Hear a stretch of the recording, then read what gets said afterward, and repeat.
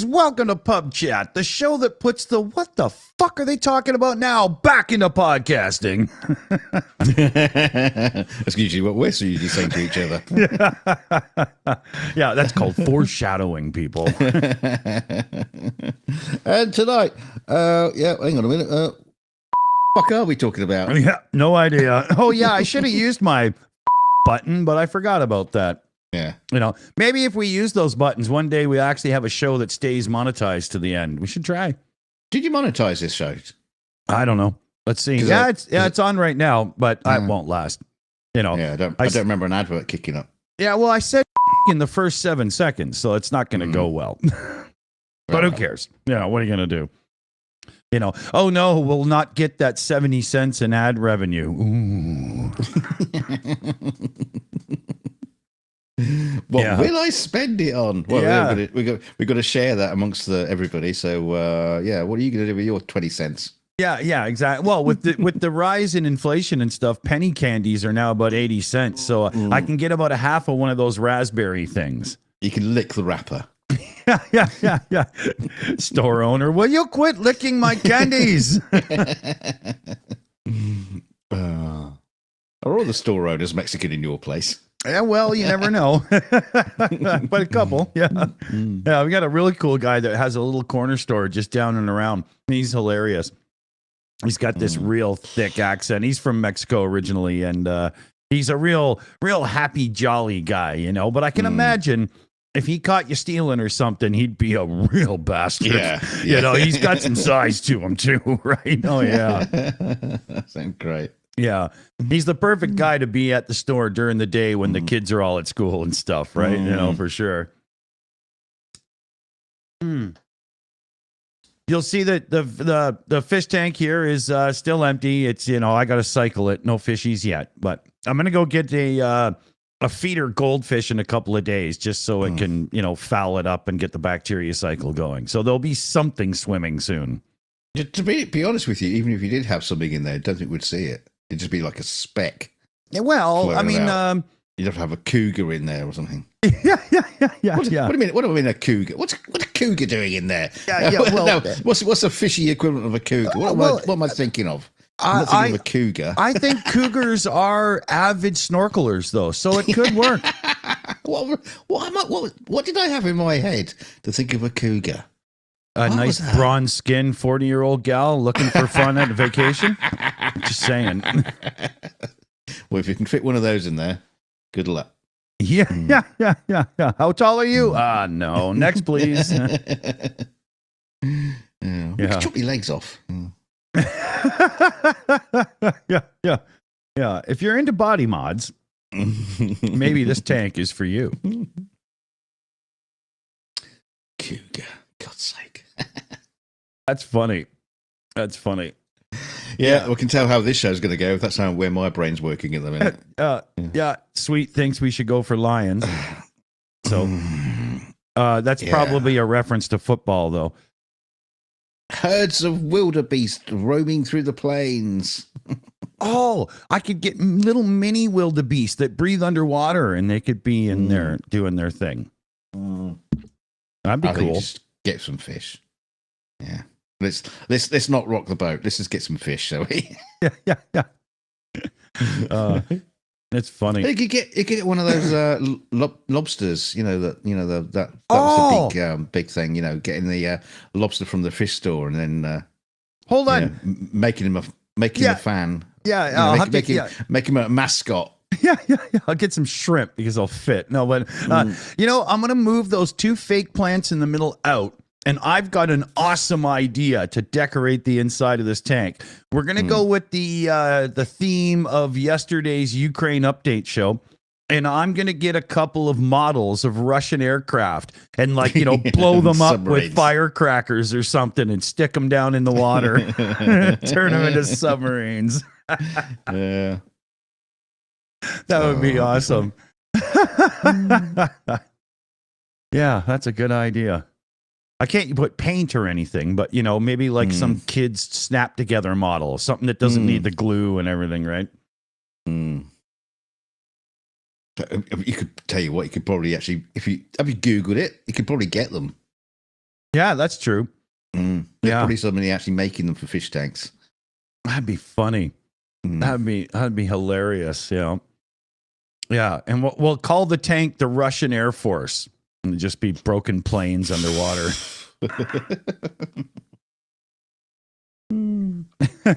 Yes. Yeah, but then we need. Oh, you know what we need to do is we need to make them out of something that the fish would eat. That would be cool. So it's also a food source. Yeah, brilliant. That's a very clever idea. Yeah, right. And you'll have to get some of those fish that are like yellow at the top and blue at the bottom. Yeah.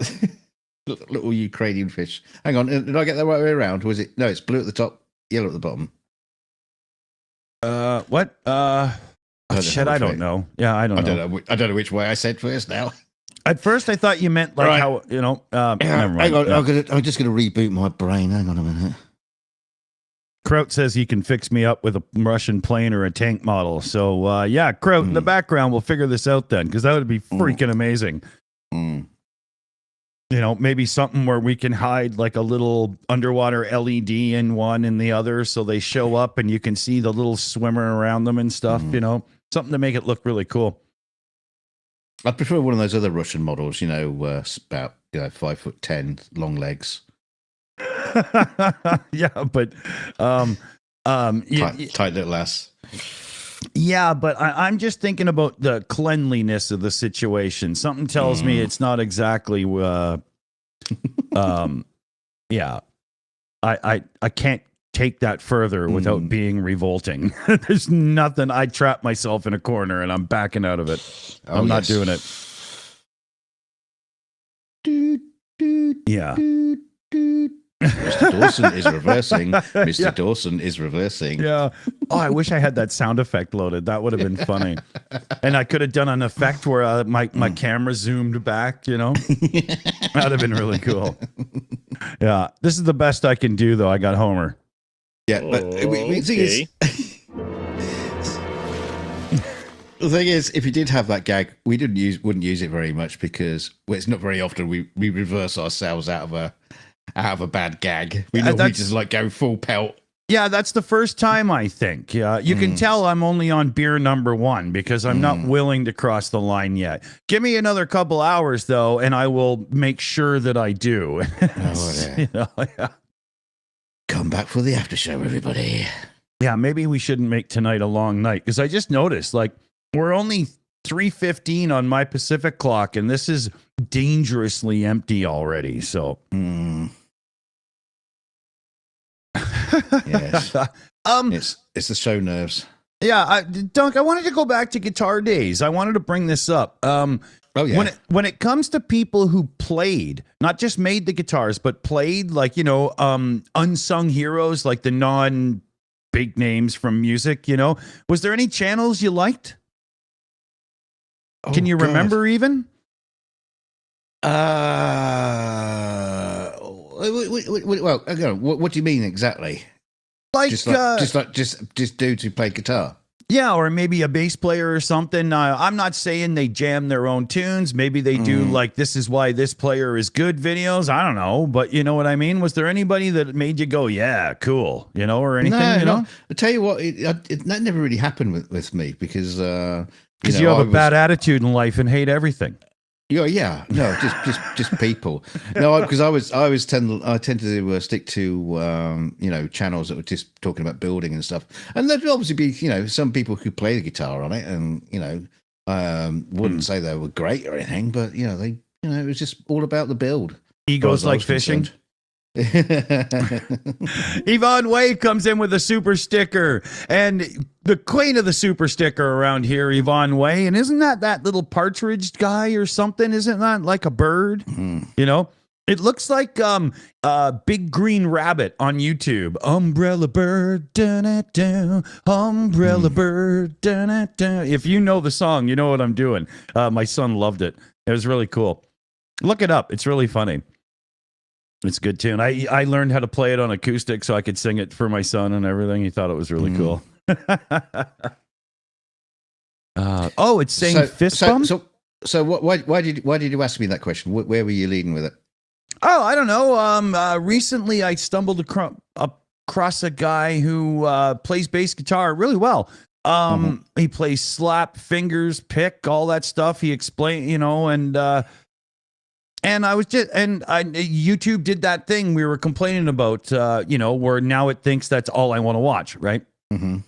And he's okay and all, but I started looking, like, I was like, why is this bass player good? I put into YouTube, and for the love of God, it seems like a few people had really popular videos doing that. So a whole whack of other people just went, I'll rescript the same video and did basically the exact same thing.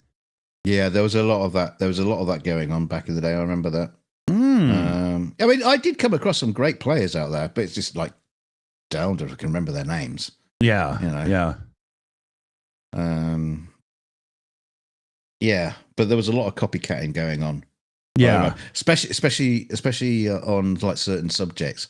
I did a video on dyeing super glue, because it was like that's an impossible task, because as soon as you add something to super glue, it hardens.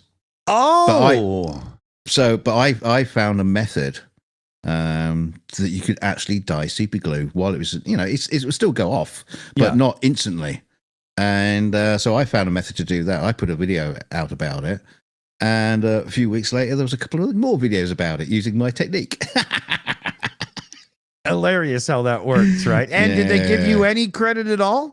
Nope. Exactly. But mine was the first. Mine was an exclusive. I think I even put in the title exclusive. Yeah, and it wasn't exclusive for long. Hours, days, right? Yeah. But we can't complain too much, because it's not like we start every article on the 42 show with Ars Technica is reporting, because we literally crop that out and don't show where the news comes from on our show, right? True. But, we could, I mean, I normally edit those bits out, Daily Mail says, blah, blah, blah, blah. I just crop those out because, we're running fast. And well, other part, and you can see the bloody page when you show it up on the screen. So right, but the other side of that is some people just have an issue with a certain publication, and if you don't bring the name up, well, if they have an issue with it, they wouldn't know the layout because they don't go there, right? It's just you get into that thing where somebody goes, "Oh my God, you're reporting from them." Yeah, but 12 other places have the same story verbatim. Come on, and but 12 other people are like reporting on the man who shat himself in the toilet in an airplane. And we're using this one. Yeah. How dare you? It's like, really, honestly, is that something to get worried about? And I mean, a lot of this comes from the, if you got somebody who's very against hard right and you say a hard right leaning news publication's name, right? That's that's the main part of it to try to get around, right? Because we don't give a rat's ass about partisan this and blah blah or whatever. We just bring out stories that we think are interesting or funny. Yes. Right? There's no agenda, No. Is there any agenda? I'm trying to think. Have we got an agenda? I don't think so. Well, we do have one agenda: to try not to cover anything too serious that would force us to slow down, because we have to respect the topic and deal with it properly. We skip those, right? Other people do that, Yeah, you don't want to be sort of like going, and now sad face. Bad things happen in a place called Europe today. Yeah. 27 people died in a plane crash today outside of Ohio, and all we can say is the survivors must be seriously happy. Like it's just it's not going to work, man. We could try it. It might be a thing. Yeah. We bring you the bad news, but with a smile. Who could say the world burned with a smile? We'll tell you with a song in our heart and our dancing shoes on. Yeah, that'd be great. Yeah, there has been talk. There has been talk between us and with CF and whatnot about the fact that we could do a show where we dive deeper into topics, but only the ones that interest us. Otherwise, you're going to have bored people reading you stuff that was written by bored people because they didn't want to write it either. Yeah, right? we'd have to research and everything Yeah, and be knowledgeable. Yeah. Or we would just be, it's script reading, but somebody else wrote it. Right. And that's the thing, like when I'm delivering a lot of the tech news we do on the 42 show, I'm so knowledgeable and read up on it that I don't really have to read what's in the article. I can just kind of tell you because I've skimmed over it. Right. Yes. And also, like if I'm doing a story like, in New York today, a donkey was seen roller skating down the main street. I don't have to know much about that. No, I don't need to do much research. There he is. Finally, a reason to hit that button. Yeah. No, but those ones just let us be funny. Let us have fun, right? Carry on like school kids,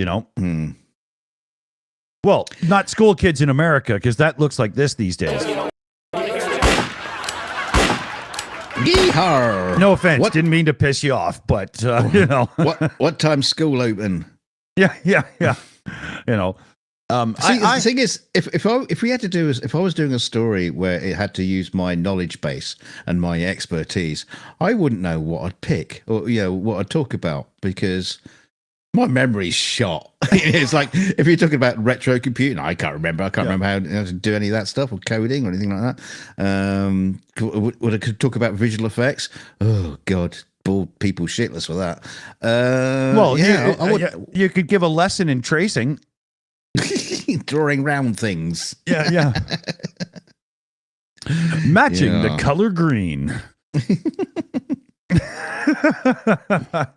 But that's selling it. I'm being facetious here, but no, you're not far wrong. Yeah, well, I know that true, but at the same time, there's more to it, right?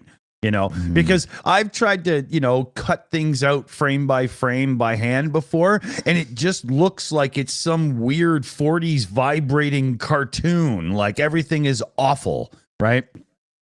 It's like I've got these bunch of shots to do on the latest project, and like there's a whole scene. I mean, I'm not going to be breaking any contracts by revealing all the details, but I can definitely tell you what's going on in it because it's on a boat. It's at night. It's stormy. There's rain. There's lightning, and the camera's moving around all over the place. And off the boat, there's a blue screen, a bit of blue screen, not all blue screen, just a bit of blue screen. Thank you very much. And a rock, which they want to extend the rock, make it a bit bigger and disappear into the darkness, get rid of the blue screen, all this kind of stuff. Right, and this shot is bouncing around all over the place. There's nothing to track. Oh my God. It's untrackable because of all the changing conditions and blurriness and smudges and crap and the rain and everything. It's just all, as far as the machine is concerned, it's all noise. Right. So I've got to track it, create a new rock, put it in there, and then got to match all the lighting conditions of the changing of the lightning and all this kind of stuff. Right. It's just like I'm looking at this, I think, okay, I know I'm a miracle worker. It was like, but this is like trying to stabilize Super 8 film that was recorded by a 9-year-old, right? It's like, where do I start? Oh, I can only imagine.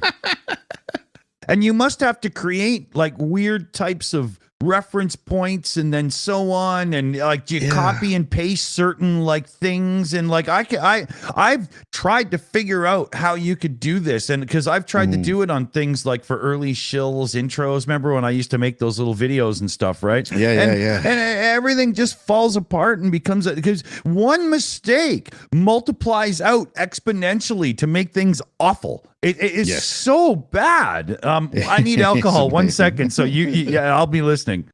Yeah, no worries. No, it's like I've been working on this other shot. It's just been pulling my hair out because it's just not.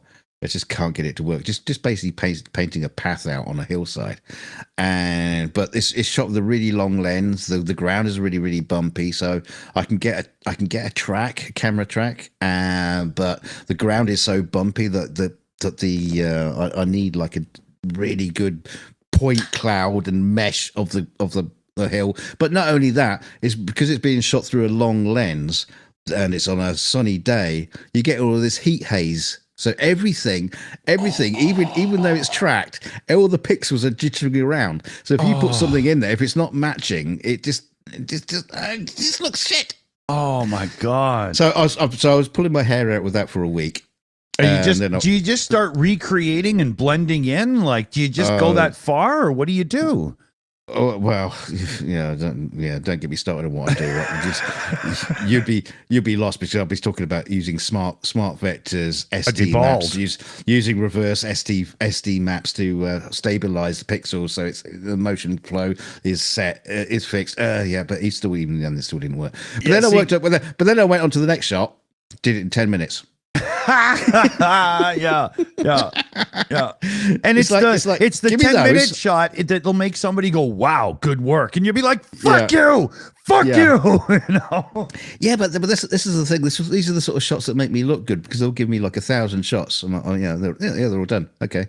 Yeah. Don't give me the hard ones. Give me the nice, easy ones because then it makes me look really good and I can crank stuff out. But you can do the whole thing that Scotty used to say. No, tell him it's going to take longer so you can look good. I don't remember the exact thing, but yes. Some shit like that. That's funny. Talking to Scotty. There was an interesting conversation I saw on another channel. And they were talking about two of what he considered the greatest films from two different franchises. So I ask you the question, which is better, Empire Strikes Back or Wrath of Khan?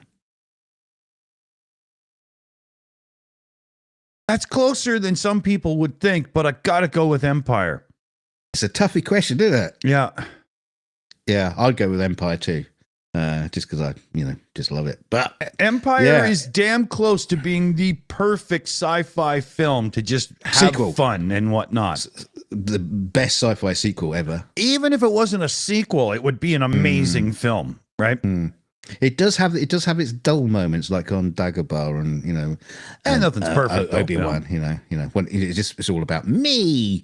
But that's true. That's true. Yeah. But it was an interesting conversation. Yeah, but you saved that part in that movie with the whole voice and everything, Exactly. I thought you did great, Yes. Looking handsome you have, I would say. Oh, that's fun. Yeah. But what was the other one? What was the other one? Well, that was it. That was it. The two greatest films in the two franchises. Okay, right. So I was thinking of other franchises you could bring up. Which ones are the best? I mean, Rambo. Well, it's obviously just going to be First Blood. Rambo 2 doesn't cut it, as far as I'm concerned. Rambo 3 needs to be edited to have more Star Wars people in the background. It's so 80s, man. It's got the classic Stallone jumping in front of the explosion moment and everything, Oh my God. See, then you ask the question about the Indiana Jones films, and obviously you don't really go past one and two. Well, maybe The Last Crusade has its 1 and 3 are the ones to pick from, but 2 is a great movie if you're not looking for all the continuous jokey, lighthearted. If you want, it's darker, but it's really good. Well, some people actually put that as the top. Yeah.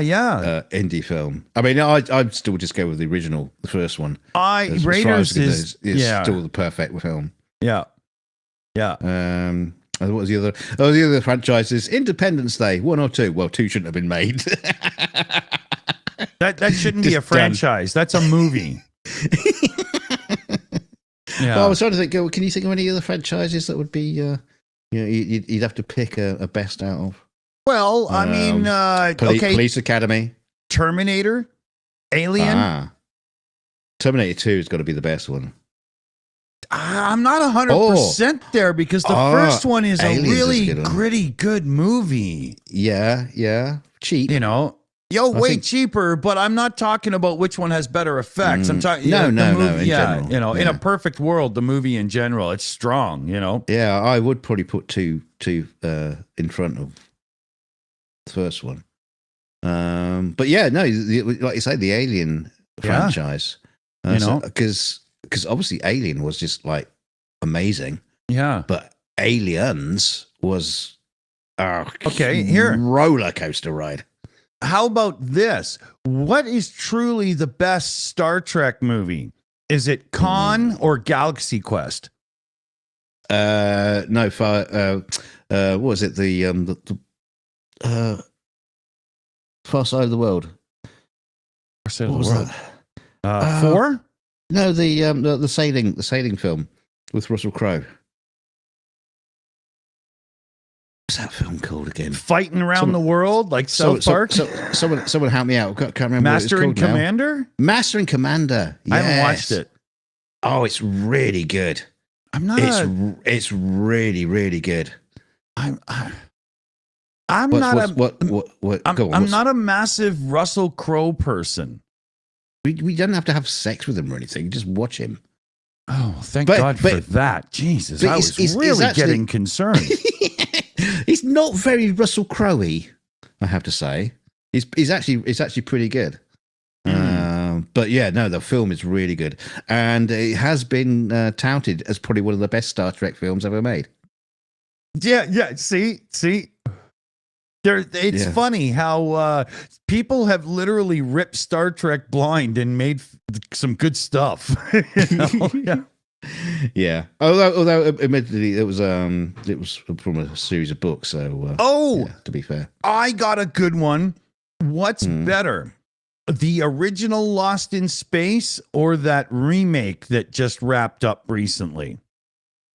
Well, hang on a minute, because you got the Lost in Space movie. No, that doesn't exist. That doesn't exist. That yes, doesn't exist. It does because I got a paycheck from it. Thank you very much. Oh, did you? Wow. What did you have to do? Make Joey look cool in the movie? Was that it? You know, can you just wipe that stupid grin off his face in every scene? No, we had to. Basically, they had a chimpanzee on set, and we had to use face tracking techniques to put his Matt LeBlanc's face onto the chimpanzee. That movie is so bad. It is sort of. There was some really good bits in it, but I do agree. There was a slight guilty pleasure to watching it the first time. Like I remember I thought this wasn't that bad, but then I watched it back a second time, and watching Matt LeBlanc hit on that younger girl and stuff and whatnot was almost creepy, you know? Yeah. I can, not. Yeah. Well, there was all sorts going on in that family. Yeah. Or here's a question. What version of the Fantastic Four is the worst? Because they haven't done it right yet, right? Every fan hates the Fantastic Four on film. They've never, it's. I don't understand what's going on there. Yeah, to be honest with you, I've not really taken much notice of any of them. Yeah, because they did that. They did that thing with the Incredible Hulk as well, didn't they? They made an Incredible Hulk film, didn't do very well, and then he did a completely new one. Yeah. 2 years later, or something like. Yeah, they did Eric Bana, and then they did Edward Norton, and neither one was overly well reviewed. But then the Hulk became really cool as soon as Tony Stark saved Marvel, right? Because it was Robert Downey Jr. should get a lot of credit for making Marvel cool, because it wasn't until he became Iron Man that anybody gave a rat's ass. No, he did a fine job with the Sherlock Holmes as well. Yeah, it's not my style of Sherlock Holmes I like, but he did a bloody good job. He's really good at it. I agree. Bringing it to the kids. Yeah. Cumberbatch did a really good job in his version though too. Those were really good. I loved that show. Well, yeah, for me it lost its way a little bit. But the first few episodes were superb because it was like a real rip out of the the actual stories. Yeah, they did get into him being a wasted, drugged out and thing a bit much. Guilty pleasure is the Enola Holmes movies are really fun. Yeah, so I heard you like those. Yeah, they are really fun. I was shocked to find out it's the same girl from Stranger Things. I didn't even notice. Who's that? Ortega? No, Bobby Brown. What's her name? Millie. Fuck, I don't know. Millie Brown. Yeah. But she was so much of a different person and look and everything too, with the hair and all, I guess, and whatnot. But I didn't even notice it was the same person. Yeah. Yeah, I think she'll have a long career in Hollywood. You know. Kind of reminds me of... Sorry? I hope so, because she's quite young.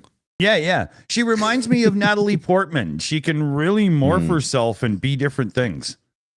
Oh, can she be wooden? Probably put in a box. George Lucas directs her. Yeah, exactly. Yeah, but she could probably sell his dialogue, to be honest.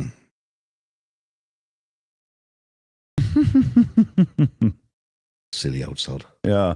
What about everybody in the live chat there? A remake versus old school. What did you like? Let's take Battlestar Galactica. The original is a cult classic, but the remake was really good. I like both of them, but I do enjoy the 2-hour movie beginning of the 1970s one more than the 2-hour movie beginning of the new one.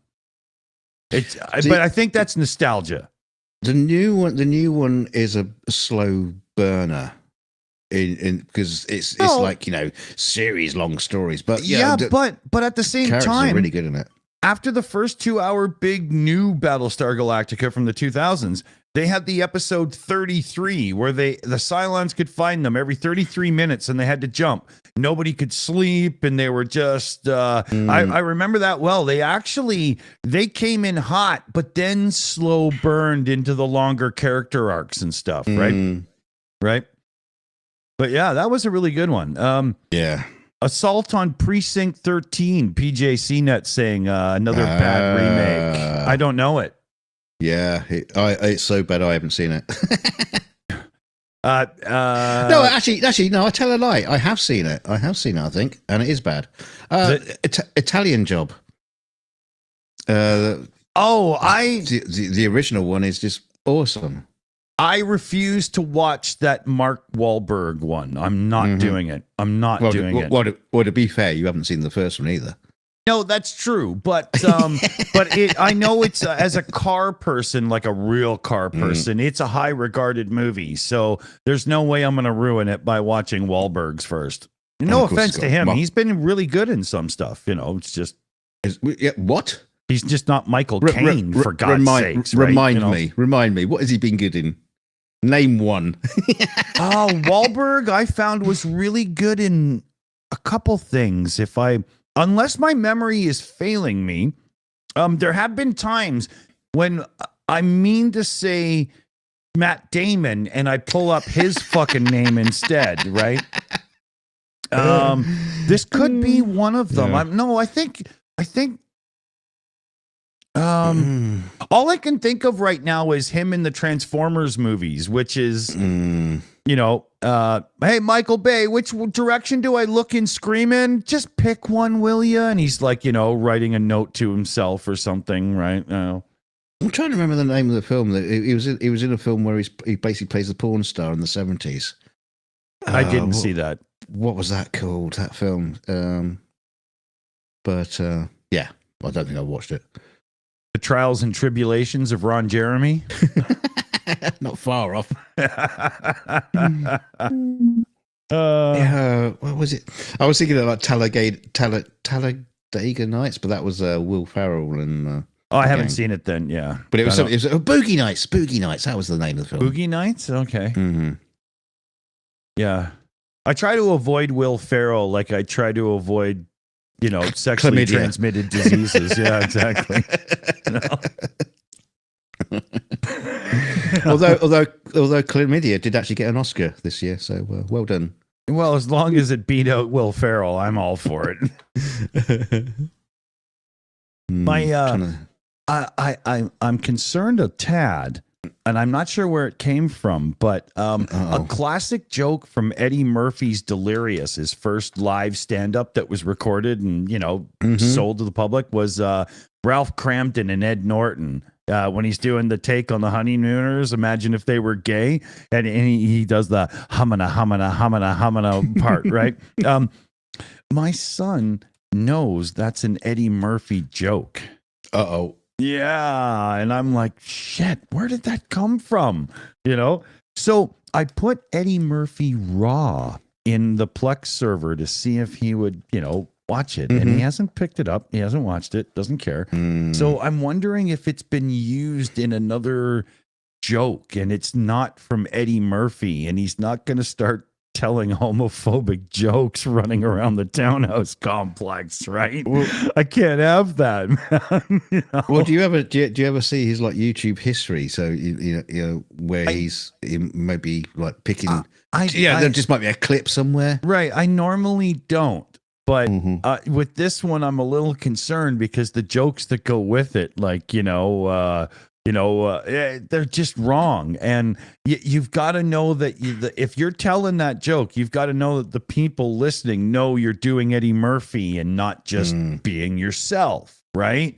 And so I might have to finally look through the history to make sure, because normally I don't break that barrier, right? I'll ask him, Yeah. But when I say it, he just says, "Oh, Eddie Murphy," and I'm like, "Oh, fuck, I want to know."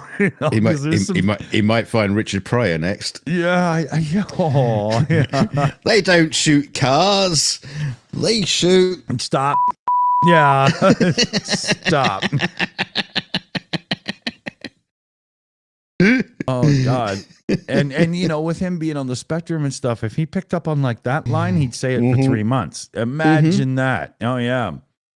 Exactly. Yeah, and he's six, and he would say it in the face of every cop he meets. Oh yeah. And he's 6'2", and he would do it all happy and stuff, and it would be just the most ridiculous. Like, people would just, what the fuck just happened to me? So yeah. But if he was wearing his donut as a sombrero, then he could get away with anything. Here, hold on a second. It's down here. It was about to get put in the wash. Let me grab it. Hold on. Put it on. Right, this is funny. Dick was telling me about his son Felix. He runs around the complex with a donut on his head, wearing it as like a sombrero, and doing his favorite Mexican actor impersonations. And we got it. Arriba, Andale, arriba. So my son will put this on. Here, hold on. You got to shut up so I can be on the big. Here, I can do it. No, wait, I'll highlight. Okay, so my son will put this on to be Eugenio Derbez, a Mexican actor that he really likes. But what it is a stuffed sprinkly donut, right? But it works. It's a sombrero. It's fantastic. I thought it was your piles cushion. Yeah, well, it kind of looks like that, doesn't it? Yeah. Should get one of those for your chair. Yeah, well, actually, I got a cushion on it right now because it's wearing out. It's almost time to get a new chair. Yeah, it's got that thing where after about an hour, you can feel that you're more sitting on wood than foam. And I mean, I could rip it open and, new foam it and sew it back together. But when you go through all of that, you know what I mean? Hey, you know what's going to happen? Felix is going to come and say, "Hey, Dad, what are you doing with my sombrero?" That'd be funny. Yeah. No, he can't come in this little room right now because I've been having these, right? That's why I got the jacket on, because like there's a little window and there's a little breeze in here and whatnot to make sure, right? But yeah, the sombrero hat. Fuck, that was funny, man. He's got a couple of really cool collectible things. Anybody out there that's into anime, my son's got, well, here, I can show you one of them.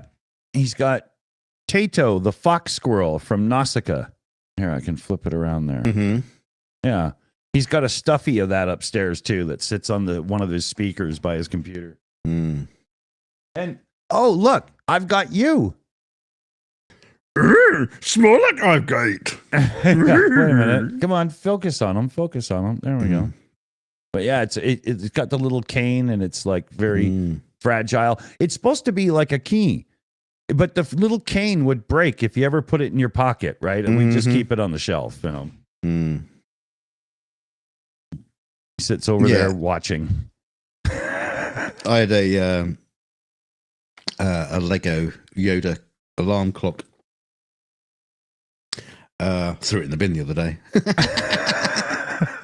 There's probably nothing wrong with it. Just needed some batteries. Well, oh fuck it. Yeah. What have we got this crap lying around for? Yeah. Time to get up. It is. I should have boxed it up and parceled it. Sent it to you. No, alarm clocks are a thing. There's this long running gag around here right now, and we definitely don't need those. Okay. Yeah. No.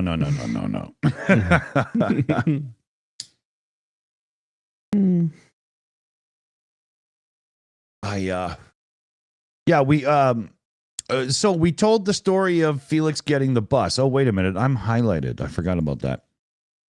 So we should do the update. Oh, we got the follow up. Oh, yes. Right. Do you want to tell? Yeah. Yeah. So the bus turns up. The box is a bit tatty. I was expecting that. It said that in the description.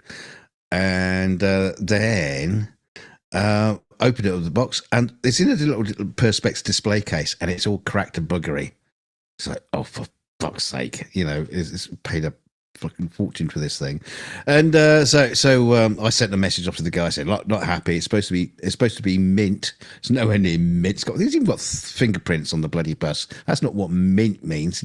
People just don't understand what mint means. Yeah. Even mint doesn't even mean brand new. Mint means absolute perfection. Exactly. Yeah. And it's not mint. And so I sent them a message. Meanwhile, so I'm thinking, oh God, I'll see if I can find a replacement. Can't find a replacement box. I could buy another bus for 40 quid that has the box inside it. So I go trying to track down the company. Yeah. I thought, maybe I could get hold of the company and get them to send me a box. And couldn't find the original company. Oh, it turns out they went under in 2012. Of course they did. And then they've been bought up by somebody else who's doing the models. Okay, so now I go try to follow that company. Yeah. And couldn't find them at all. Nothing in company's house, no registration, couldn't find them at all.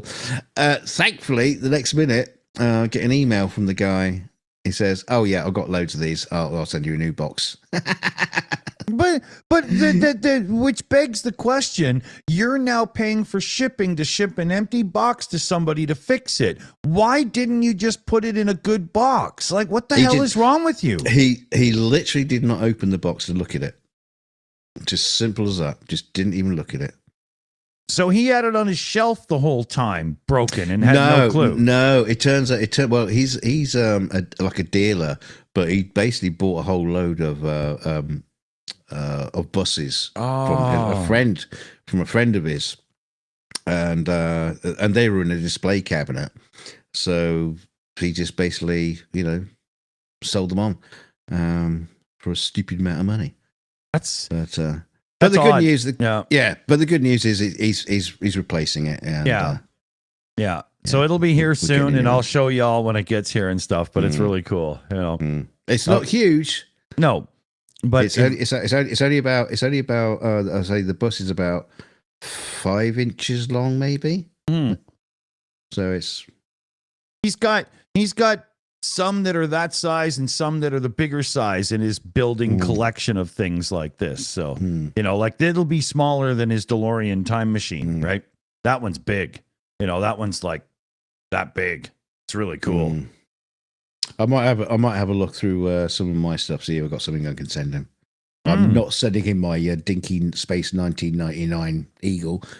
Tough shit, son. You're not getting that. I had one in like 1980, whatever, when the toy came out, and just loved it. Oh man, it was awesome. I wanted to get more of them, and they were gone from Canadian shelves really quick because the show kind of came and went, Yeah, I was really lucky because I managed to get one when they still painted them white. For some god awful reason, they decided to paint them like green and blue. Did you get that in the? No, mine was like North America? identical to the show with the black for the windows, and you know what everything was perfect. Oh yeah, Yeah. That's how they started doing them. But for some god awful reason, Dinky started just doing them in different colors. They did that with other things as well, like the Thunderbirds. yeah, Jerry Anderson's Thunderbirds. They'd make them different colors. yeah. Why? Why? Probably due to cheapness of manufacture. Those colors were just easier and cheaper and blah, blah. Or maybe they wore better for hand use. Like I wouldn't doubt it has to do with that. I think it was something to do with licensing. That they got a cheaper license for it. Yeah. Yeah. That could be. I remember a kid in the neighborhood when Star Wars toys were all the rage back late 70s, early 80s. He was the only kid that had the red R4, not R2D2, but, bad motivator, and R5. Yeah. I bet that original R5 that wasn't a very popular toy in its day is worth cash now if it's in like actual mint shape, I had the damn first Millennium Falcon that you could take the panel off of and put your figures in and stuff. It was monstrous when I was a child, right? It was amazing. And I don't know, I just got bored of it and gave it to some other kid, Can imagine, I wish I had that now. I hang it in Felix's room. It'd be freaking awesome, Yeah, I had the originals like R2 when those Palatoy lines, or you over there it was Kenner Toys that did them. Yeah. But the original R2 was hilarious because it actually looked nothing like R2. Yeah. The head was completely different. Now I think it was in the Ashoka series. They actually did a kind of like a take on it, a hark back to it, and they've actually got the head of their R2 unit is actually matching the toy. The Kenner toy. That's funny. I have that show in the Plex server, Ashoka, but I haven't started watching it yet. There's some hesitance in me on that one. It's one of those shows where I can't get myself to start it. Right? It's like you've told me too much about it. I haven't even watched it, but I'll still tell you enough about it. It's just like a bunch of lesbians in space or something. I don't know. But sign me up. Yeah, not that kind of lesbian. Yeah, no, it's damn. I know what the hesitance is. You got it's just called disappointment. Yeah. And getting like used to it. Like I'm watching Foundation right now, and I don't think it's brilliant or even like very good, but it's just good enough to hold my attention. But I'm not sure I'm even 100% following the show anymore because I think there's been too many moments where I just, daydreamed off in the middle of it, thinking about something else or whatever. And, it's a very, very complicated, twisty-wisty kind of story. What's funny is I'm watching it and they're talking about the outer reaches and I'm like, that's too much like Star Wars, the outer rim. And then I'm like, wait a minute. No, Foundation comes first. I had to keep reminding myself that no, people stole from this, right? This is Asimov. This is an old story, right?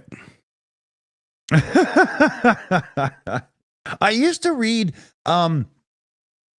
some science fiction book. I was born in 1970, right? So, and it was like short stories. And I've read a bunch of Asimov's short stories through those kind of magazines, those little newsprint books or whatever. But I don't think I've ever read any of his novels proper. No, I couldn't get through.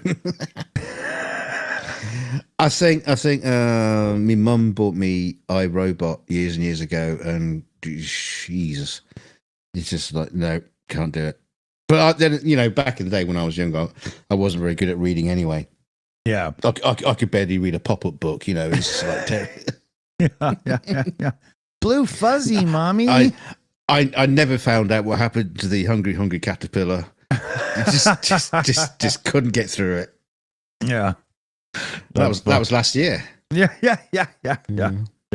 Reading it to my daughter, I'm going to get the before she goes to college. I'm going to get the audiobook version. Yeah. Imagine a fuzzy little patch of yellow in the book. Touch it. Ooh.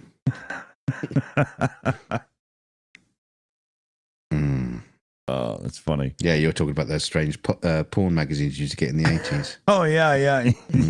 Yeah. When they still had fuzzy bits. Yeah. Tickle me, Shirley. Yeah. Well, I think back then some people even used to shave their books just, to see what they'd find. It's funny. It's funny, like like these days. I suppose if you look checking out looking for pornography and you want to see a pussy with the full decorations around it, you're into a niche market now. Whereas back in the day, that's everyone had them.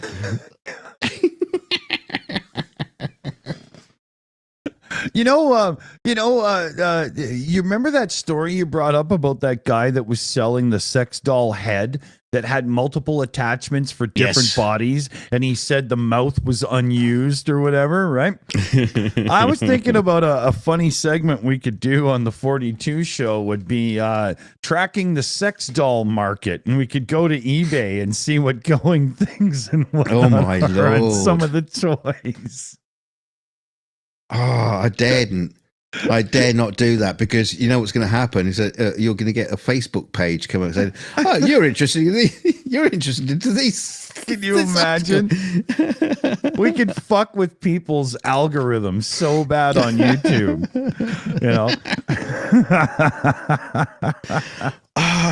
What is it? I sent someone a link to like a massive dildo on Amazon. But what I did one of those like tiny URL things, so you couldn't actually see what it was. Right, so he clicks on it, up it comes in Amazon, a massive dildo. Yeah. And he said I kept getting recommendations for weeks. See, now, of all the things the Rick roll could have been, why is it, Rick Astley singing? Why isn't it something silly like that fucks with your shit for months, right? That's hilarious. We got to do a community post with an external link that pulls that gag. Yeah. No one's going to click on them. I gotta hit the fridge. Give me 1 second here. It's funny talking about the tiny URL things. I mean, with all the spam and all the internet naughtiness that goes on out there, do you think actually people would actually trust a tiny URL? If they actually saw one, would they click on it these days, or would they just like, touching that with a barge pole unless I can actually figure out what it is? Yeah. Definitely. I mean, I'm still one of those guys where if I get a link in a text and, I am waiting for a parcel, so you never know, I copy that link into a text document so that I can get around that BS and see what it really is. And then that way, I know for sure, right? Yeah. It's, yeah, I don't know. Yeah. Tiny URL. Like when I see them in, let's say a Reddit thread or something, if I'm looking up information, I don't do that. I don't have any faith in that at all. If one of our group in the inner Shills family where with CF and the team and everything and so on, did a tiny URL drop, I would even ask, are you sure this is good? Yeah, it's funny because, it was obviously born out of a time where we were so much more trusting of the internet. Yeah. Ignorant. And now, well, just ignorant and trusting. But yeah, these days, we don't trust it at all. No. And it's interesting because now I've mentioned it, I don't think I've seen a tiny URL used for a long And how time. long exactly, right? Because everybody knows, well, yeah, that's a waste of time. Nobody's going to click that shit, right? Yeah. Oh, you just disappeared in your circle for a second. That was strange. I thought you were dropping out of the control room. Oh, well. went black. Yep. Technology screwing with us day by day. It's Tiny URL. This is a message from Tiny URL. Please keep using us. Stop talking crap about us, please. How did it even work? Because I can't even remember. Because it was a free service. Anybody could do it. Did they like run ads on their page or something? I can't remember. I can't remember how it worked. I was never one to use it because, to be honest, I couldn't understand the benefit of having the URL be shorter. Like if I'm sending you an email or a text message or whatever, who gives a fuck how long it is? It's still a URL. Yeah. I mean, but you know what it's like when you send one of those Amazon ones. It's like 50,000 characters long. Yeah. That's but true. Again, you don't have to read it all. You can ignore it. So yeah, exactly. Yeah, you don't have to, pull out the Rosetta Stone and translate it, right? You just click the fucking thing. I guess back in the day when text or it wasn't character length in text, was it? You weren't paying extra for length of event message, were you? No, it's not like a maybe when you use a Telegram people a URL. Yeah. But, if you go back to even like ICQ and Yahoo Messenger and stuff, big link. It didn't matter. It sent it, I think it was just a way of gathering information on people. Interesting. It could tie your IP address into the links and so on and whatnot, Yeah. Otherwise, I don't even see, how do they monetize this service? Ads, I guess, like you were saying, right? I don't know. I don't know. Yeah. No idea. I wonder. Avunda. What about other things that are kind of like obsolete from the internet now? Anybody remember the Real Player? Oh my God. What was that?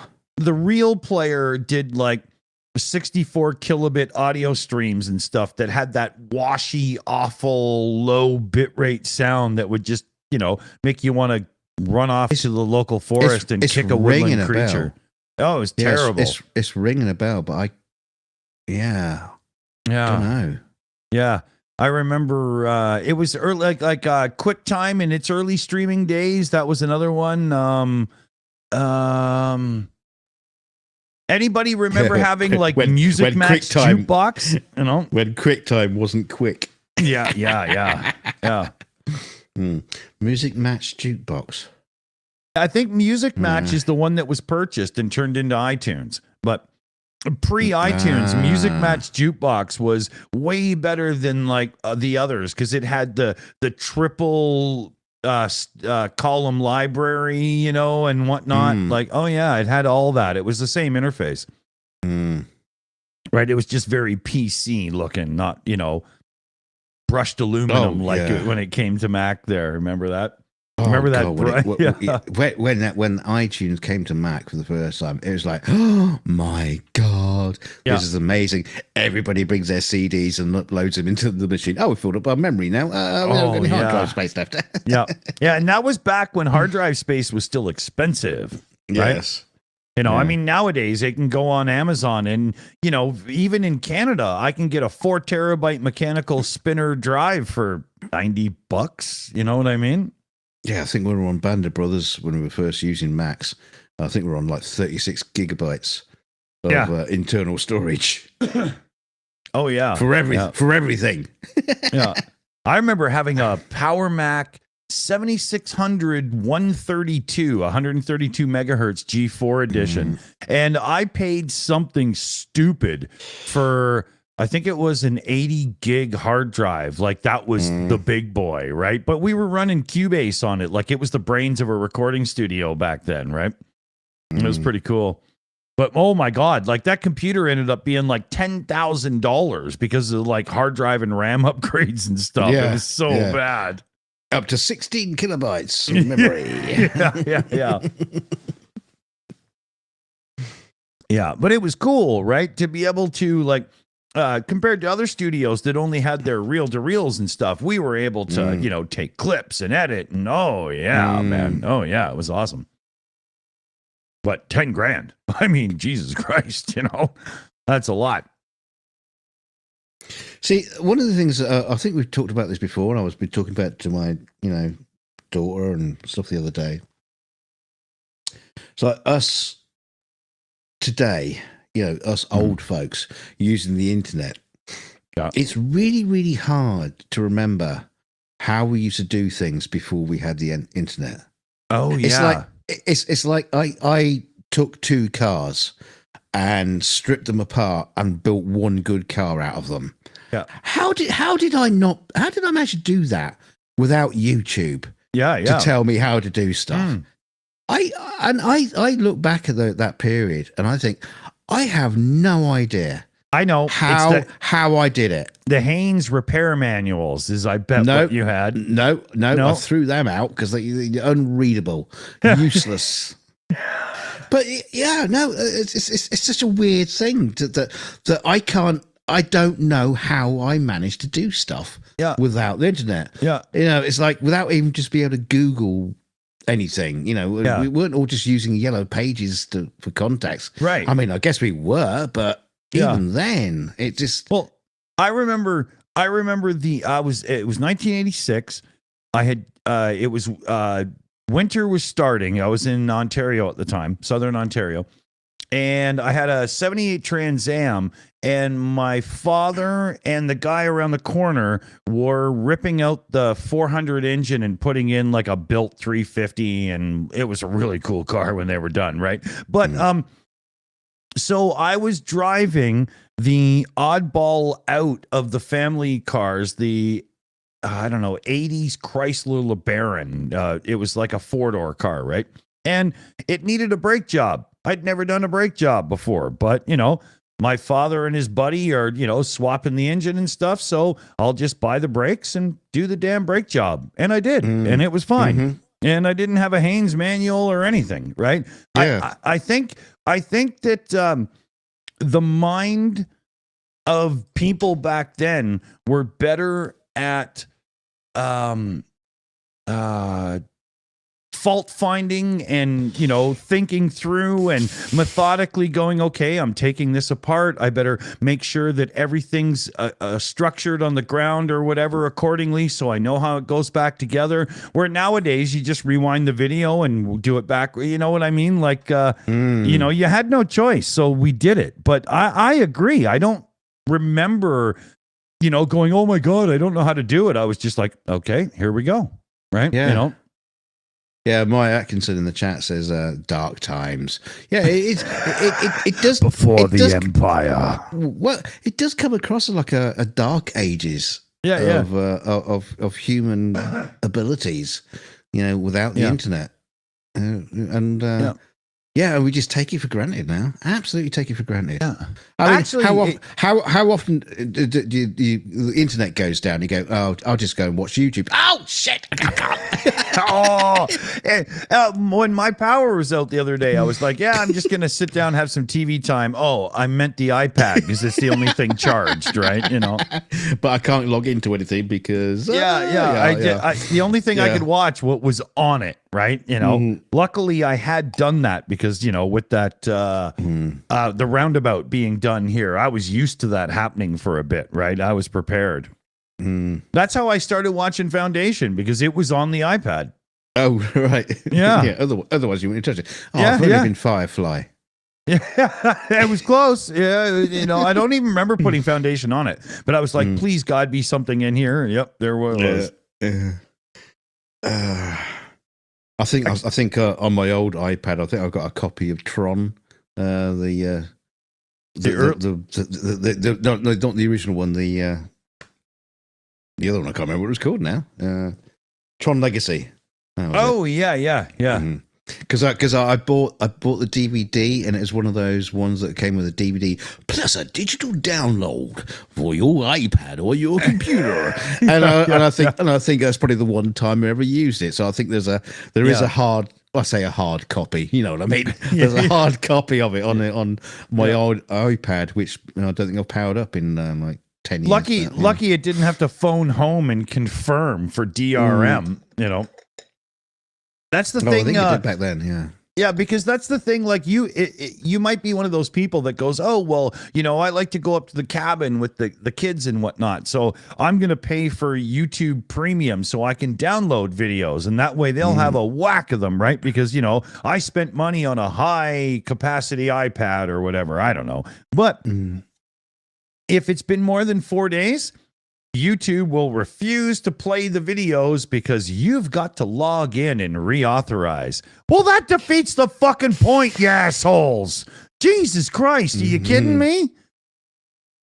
It's the same device they were downloaded on. How can you now lock me out? Right? I'm paying your punk ass. My God.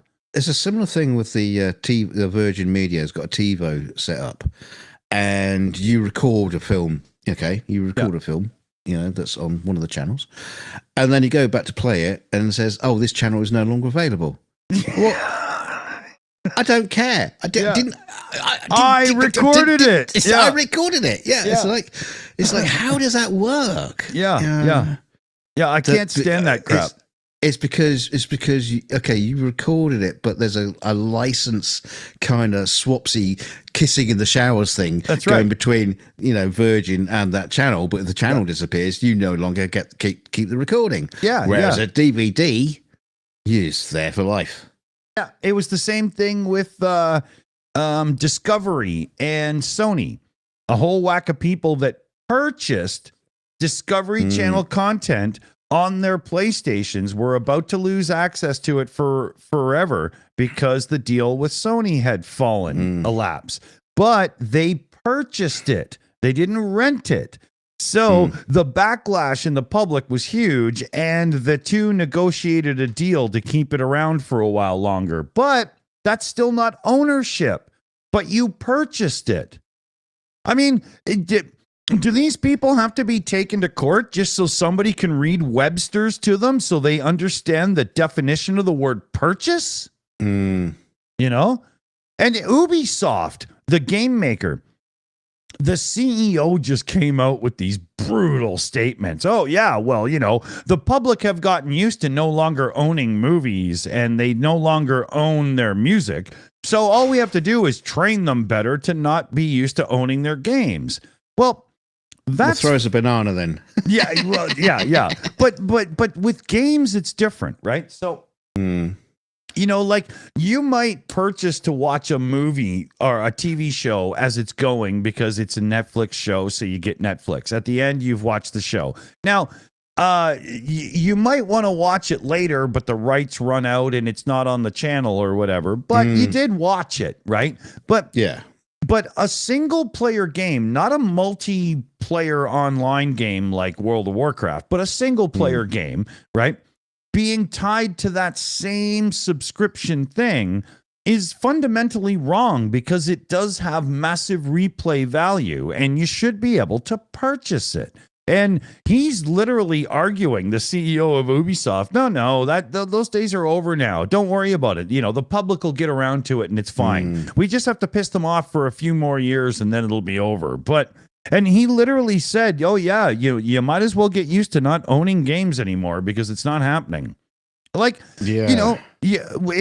you have a copy of Mario, this or that, or yada, yada, or blah, blah, and you still want to play it, you can. I can't see. This is pure greed in action. It has nothing to do with, they don't need to keep their servers on for back end stuff. And it's just bullshit. They just want to make sure that they can recharge you again for the same game later. Well, there's also an interesting side of this. If you go back, a good few years ago when people used to have like VHS recorders and they record something off the TV. There was a woman who just basically had like 10 VHS recorders, recording all the channels all the time, and just stacking them up in a big room, and that's being archived somewhere. But there was like situations where like the BBC lost recordings, and they only managed to find them again through like VHS recordings that people have saved. But today, these days, does anybody do actually any kind of actual physical recordings? Because I used to have like a device from a computer. What was it? I can't remember what it was. ITV, I think it was called. And you actually recorded off the TV into the computer as a physical viewable thing. Right. You had to watch it through their app. Because you couldn't convert it, but it's like really weird. But you actually had a recording on your computer. Not many people have that these days, unless you do things like pirate.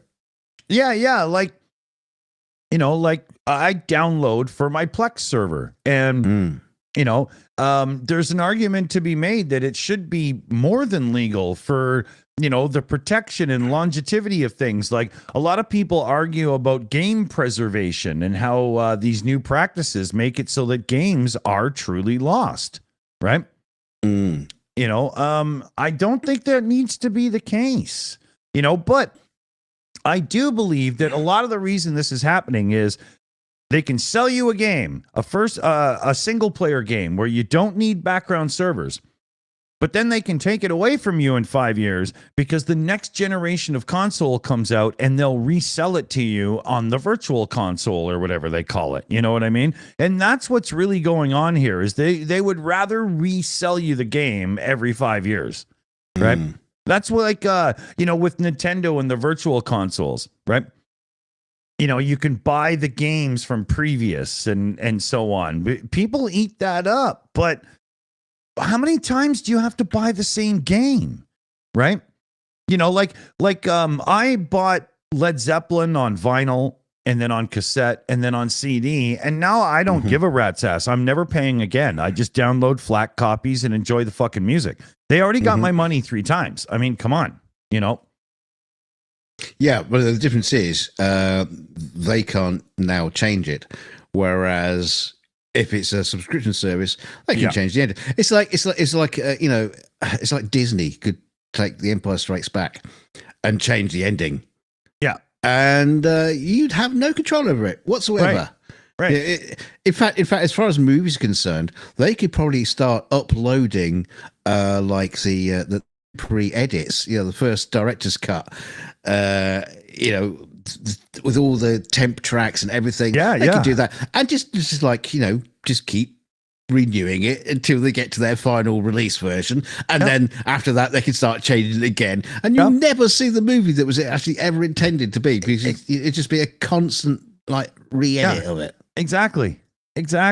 We got a great super chat here from that guy. $5 super chat coming through, and it's, and you will do as you are told until the rights to you are sold. But it's true, And these days, the word purchase is now muddied in the legal system, and somehow they can get away with selling you something that they can then take away. Or look at what was that company that did this recently with their home security cameras? They sold you the camera with certain features, and then a year and a half into ownership, a third of the features of the camera were now behind a paywall for a subscription. You can't do that, right? Well, they can, and they just did. But they shouldn't be allowed to. And we have agencies like the Better Business Bureau and stuff that are supposed to be protecting us from this, and they don't seem to be able to do anything. Right? I bet you behind there was probably like some kind of small print in some kind of a user agreement that you clicked OK on, and somewhere in amongst that text, it says we have the rights to fuck you over as many times as we like after sale. There was if you're into the Arrowverse, as they called it, shows like Arrow and the Flash and whatnot, There was DC's Legends of Tomorrow. Very funny one. It did not take itself seriously well after the first season, and it was really fun. And a demon from hell got loose on the planet, and his strategy for gaining souls was he hid it in the user service agreement for a new phone app. By using this app, you have granted me your eternal soul. And everybody was grabbing the app and using it. But, that's the joke of this stuff, right? Well, that is a joke. I mean, if you sold your soul to the devil and there's a contract, you always see it in the movies and there's like a scroll, and it's all like written out in blood or whatever. Nothing like the user end agreements that you get these days, which is like go on forever. No. I think I'll probably more trust in the devil than I have for like these big corporations. The users agreements to your average computer and software and whatnot that you buy, if you were to read through them in their entirety, you would not agree, and nobody would use that stuff, and they would all just go, "Oh, I bet we have to fix this then." But that's what would happen, right? Yeah. Except we all just go, "Yeah, fuck whatever," and click go, right? But there's Congress people and so on and whatnot in the States and in Canada and so on that are looking into this a bit more now to say, like, this has gotten out of hand. The other side of that is, as I understand it from taking a law class in high school, you can't write something into a contract that is already deemed illegal or, not by law itself in the country or province or whatever state. So a lot of these things they write into these agreements are not actually enforceable at all. Like in most states in the United States, those warranty void if removed stickers? Oh, yeah. They're not legal. You can't even put them on. They're not legal. Right? Okay. And companies will literally say, "Oh, you ruined the sticker. Your warranty's void." And they'll hold you to it, but it's not legal. Louis Rossman, a really avid right to repair and ownership advocate on YouTube. He's got 1 million+ subs. He's the guy that looks like a raccoon because he's always got the darker circles around his eyes. I think the guy just really needs a good night's sleep. But he's seriously intelligent. Yeah. He literally has a foundation that raised millions, like $1.5 million or something, $2 million. And he put money into lobbying the fact that the other lobbies are lying and right to repair is good for the public and stuff. And he's really helped. Yeah. But yeah, that's where I got that one, We have beat him to the punch a bunch of times, though. So don't think I'm just, regurgitating his shit. No. Yeah. I saw this on someone else's show. I said, "Yeah, you watching us?" That was Stephen Colbert. Yeah, I was watching Stephen Colbert the other night on the Late Show, and it was like, "Hey, wait a minute! If you're watching our show, you're using the same gags." Yeah. Yeah, I've got a few others too, but we're really good at being first at this stuff. It's just not enough people know it, right? No. So tell your friends, tell your parole officer, tell anybody. Yeah, tell your husband and your lover. And and the prostitutes that you meet, anybody. Hey, good sex is good sex. It doesn't matter what it costs. Well, for some, it's their sanity. I get Tesco value sex, isn't it? Yeah. Mine comes with a side of coleslaw, And that's just to rub it in afterwards to get rid of the chlamydia. Yeah. You can choose to eat it after or use it as a lubricant. Oh, free yogurt. Delicious. No. Rub it in, honestly. Yeah.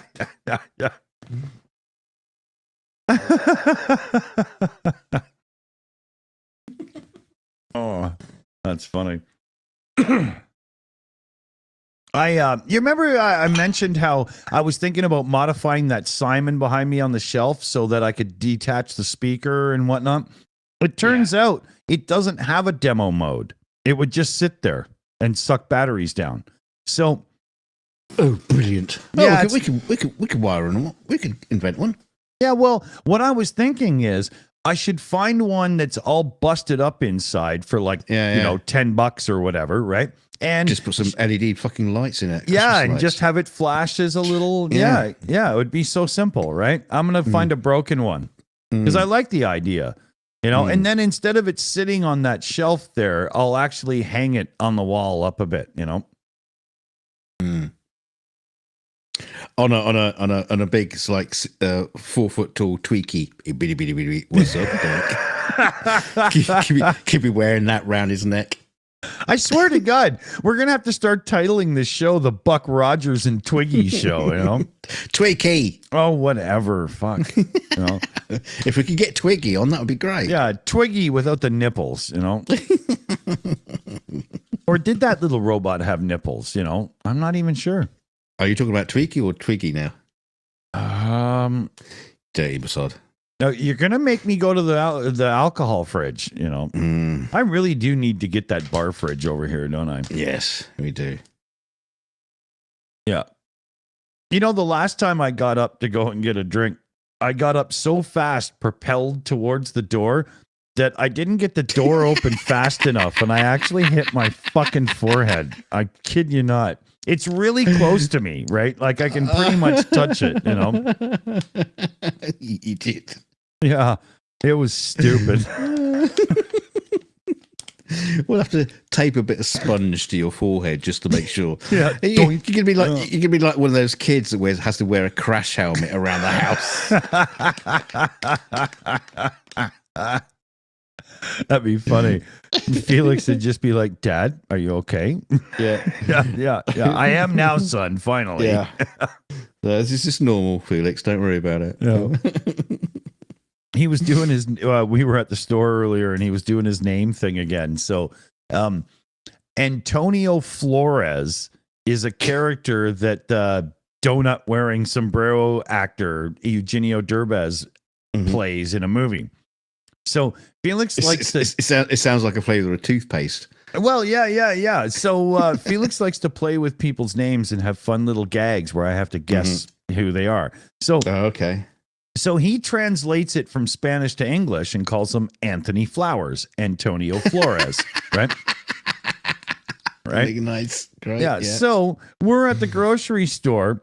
And there's a new girl at the self-checkout that's kind of like, monitoring and helping and stuff and whatnot. And he goes over and he says, "Oh, hi, ma'am. I'm Anthony Flowers. What's your name?" I'm like, dear God, again. And so I get the stuff checked out and I give him his bag and I got my bag and we're getting ready to leave.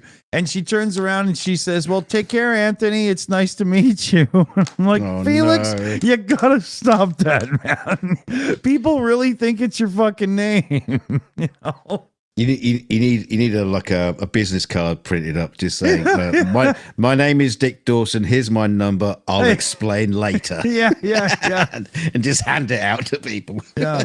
Because I've tried explaining, saying our last name is Flowers and me being all long-haired and in my 50s and stuff. You make us look like hopeless hippies, dude. You gotta stop that. I've got to say though, it kind of suits you. I don't know. Petal Flowers. That's your new name. Petal Flowers. Richard Flowers. Richard Flower. No. We've got to keep with the dick thing. It's going to be Stamen Flowers.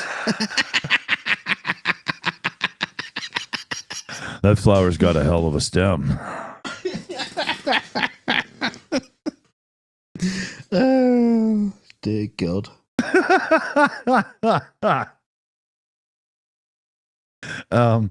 So I got nothing. on that bombshell. Oh, that's funny.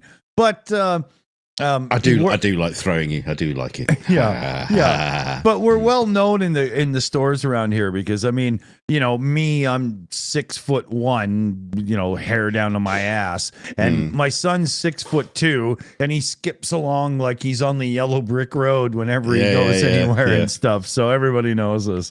You're just like the fucking lion man behind it. Exactly. Yeah.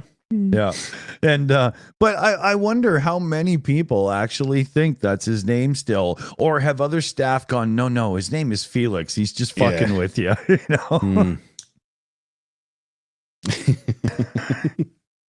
No, what you should do is you should get a T-shirt printed up, and on the back of it says, "No, really, my name's Felix." So as he's walking away, as he dances away, yeah.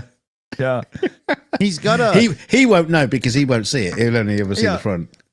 He's got a 3/4 length leather jacket that goes really cool one for spring and fall. And when he's wearing that, he's Graham Chapman.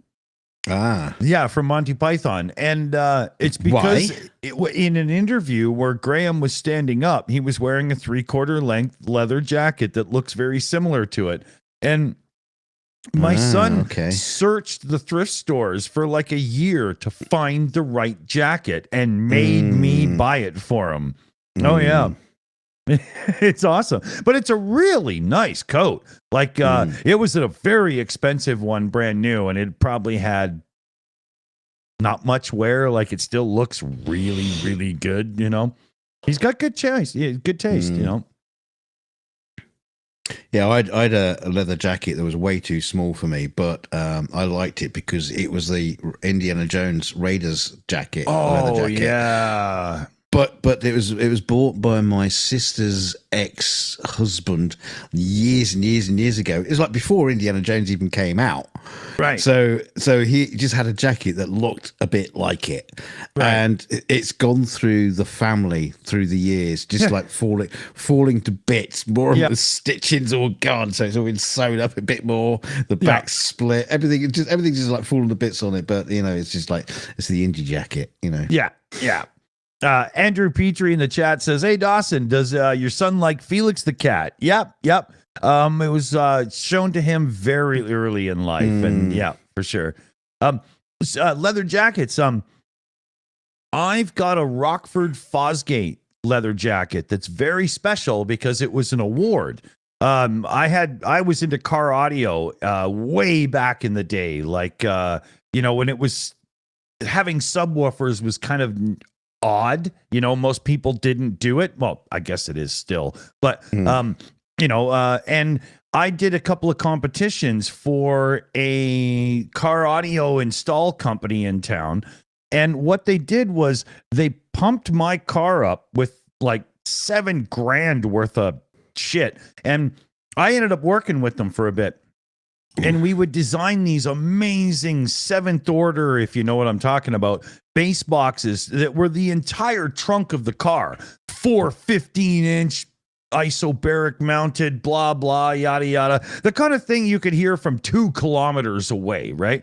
And I won a silver medal, and I kept the leather jacket, and I've worn it over the years, and I've had it reconditioned once already, but it's getting to the point where it's going to have to do it again. But it's a very, like, when you're wearing it and you're out somewhere, every now and then somebody will say to me, "I know Fosgate, but I've never seen that version of the logo. Where did you get that?" And then you have to go, fuck, because I didn't want this part of it, but if they know that much about it, it'll be a fun conversation, right? Yes. But I keep it because it was awesome, I got a really cool jacket that I got from the My Chemical Romance merch store.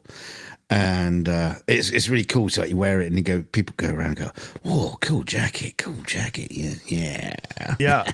My Chemical Romance gave it to me." So it's even got their logo on the cool. Logo on the back. But they were cool. I was just going to go back to something Mr. Spock said. He says about Indiana Jones jacket. He says, "What, complete with a whip?" Now I'll tell you a story. I'll tell you a story. Right. When I was at university, I did have a fedora hat and I used to like a pompous twat. I used to wear it around the campus, but you know, just for some strange reason, one of my ex girlfriends said I looked like a bit like Harrison Ford. I think it's because I've got a face, basically. You know, we're very similar in that regard, and so I wore this fedora anyway.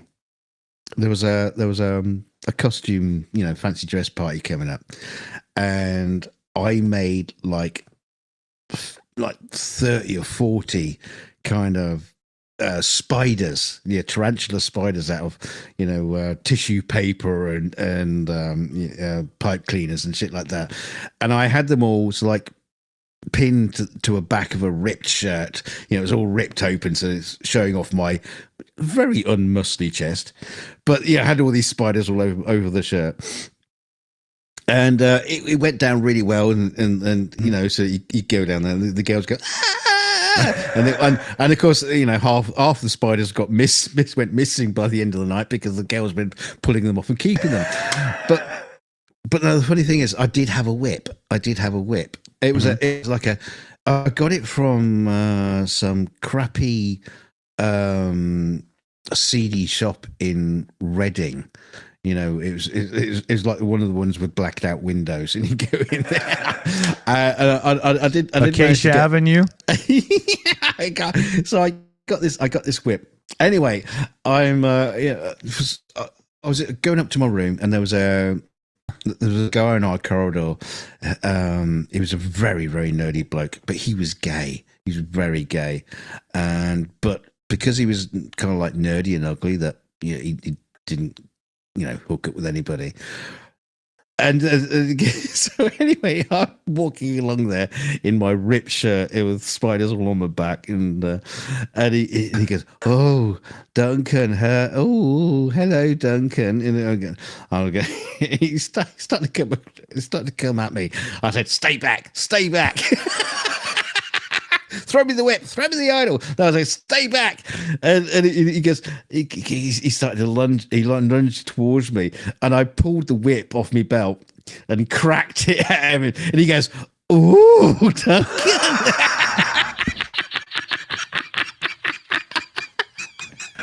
Dude just made a mess in his pants right there, right? I'm trying to be all macho and to like ward off this rampant gay bloke who was wanting to do dirty things to me, and I just turned him on. It's like, oh, well, I can't remember how it ended, but nothing happened. If you can't, I'm sorry, but if you can't remember how it ended, it definitely involved alcohol, and I'm pretty sure you're a part of the club. You know? There was lots of alcohol involved. But yeah, no, I think I just like run away from him. I said, run away. That's funny. It was funny. Fucking hell. Oh, Duncan.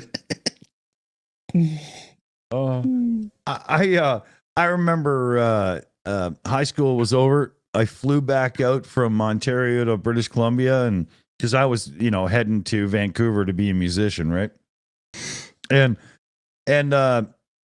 right away, I met up with a couple of dudes, you know, looking like rock and rollers and stuff. I'd been in town about a week or whatever. I was just walking down the street, and they were like, hey, we're just heading home to get stoned or whatever. You know, you look like you're a rockin' dude too. You want to join us? And I was like, yeah, cool. You know, can't remember the conversation, right? But I head over, you know, blasting a joint, listening to some Judas Priest or something or whatever. And time to go to the bathroom. I go into the bathroom, and there is 3. Oh, wow, those are gay posters on the walls. Right? And I'm like, you know, how gay? How do you know the gay ones? Just don't. So, so I'm like 18 at the time, right? And I'm thinking, okay, I just got to make sure this is cool. I don't want anybody to be offended or whatever, but I, you know, hope nobody got the wrong idea. So when I come out of the bathroom, the two dudes are just laughing, and they were like, "You didn't know, did you?" And I was like, "No, dudes, not at all." And they were like, "It's cool. We can tell you're not. It's everybody's friends, right?" And I was like, "Thank fucking God," right? But it was hilarious because they played me. They knew it was coming, right? It was really funny, man. Well, Yeah. I had this situation in Berlin when I was working over there. It was like Christmas, and I was working for this company. They said, "Oh, we got this job. It's a Christmas Eve and Christmas Day. It's in Berlin. Just look up and do it." Okay, so I went across there. Anyway, so you get put up in a reasonable hotel, and but I was pretty much on my own. So I just went out to this bar in Berlin, and it just looked like an ordinary bar.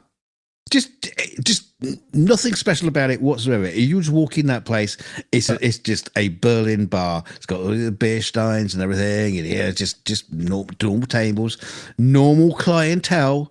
Everybody just looks like normal. Anyway, there was these two fellas sitting at a table next to me, and they sort of they managed to spark up a conversation, and they go, "Well, you do know this is a gay bar." I looked around. These two blokes. They just look like blokes, right? And there was a woman there with a man, and just I go, seriously? Yeah, this is a gay bar. Oh, okay. It's like I've never been. I don't think I can actually say I've ever been to a gay bar. But this bar was about as ungay as you could possibly imagine. Yeah. We if you go back to the early 90s, like 91, 92 in Vancouver, the only places that you could find ecstasy was in the gay bars, through the gay community. That's where it was, in the west end of Vancouver, like Granville, Burrard, and towards Stanley Park, right? So we didn't know that at the time, and we had heard of this stuff and whatnot, and we thought, okay, let's get this and try it out and head off to like Stanley Park and just be idiots in the bush or whatever for a night, I can't see you go to a rave. yeah, exactly, right? It's not going to happen. So we get told to go down to this one bar, and we're like, okay, don't even know that one. And we go down, we go in, and we go up to the bar, get a drink, and kind of checking the place out, trying to, feel for where action might be. And it took me about a minute to figure it out. And I lean over to my buddy Nick, and I was like, do you notice anything about this bar that's not quite the same as other bars? And he's looking around, and he's like, well, the lighting, there's a lot of mirrors and stuff, pool table. I was like, do you see any girls? Oh, I've been to lots of pubs like that. No, but this was more than a pub. This was like a nightclub, right? That but it literally took us about 10 minutes to figure out the flow of the place, and we had the action down, and we went and met dude, and he's like, "Wow, are you guys out of your element? I saw you guys here for the whole we get it." It didn't end up like police academy. We had like some big butch bloke come up doing leathers and like grab you for a dance. No. Everybody's just dudes, right?